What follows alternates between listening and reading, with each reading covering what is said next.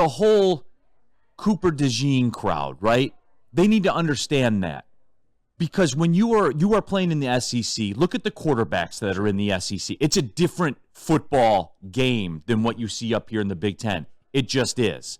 So when you look at it from that perspective, he's not sitting there hiding in a zone. Mm-hmm. He's a cornerback for Alabama, going up against arguably the best conference quarterbacks in college football on a day-in, week-in, week-out basis. You are going to give up plays when you are on the island. You just are. But, as you said, that's the key. He took away more than he gave up. Out of all the cornerbacks in this draft, in terms of what they did this year, Terrion Arnold had the most interceptions. He had the most, I would say, ball-hawking moments this year. And that's one of the important characteristics. An interception and taking the football away is one of the most important things you can do on defense. Probably the most important thing. So that's why some of his, I would say, times where he was burned, he more than made up for it.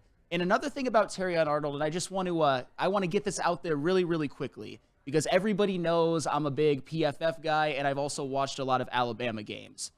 Metrically, there's not a cornerback in this draft that is better graded as a run defender. And you see when you watch him, he's not afraid to stick his nose in there and make some tackles and just like lay the wood.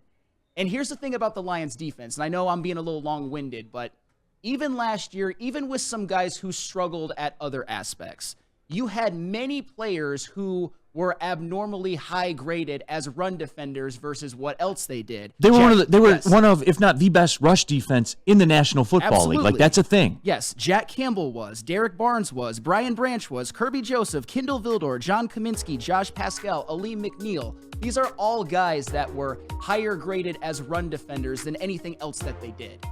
And it all added up to an elite run defense. So do I think that played a role in Brad Holmes making that pick? Yeah. Absolutely. 100%. Well, and it does play a role in his value. Absolutely it does.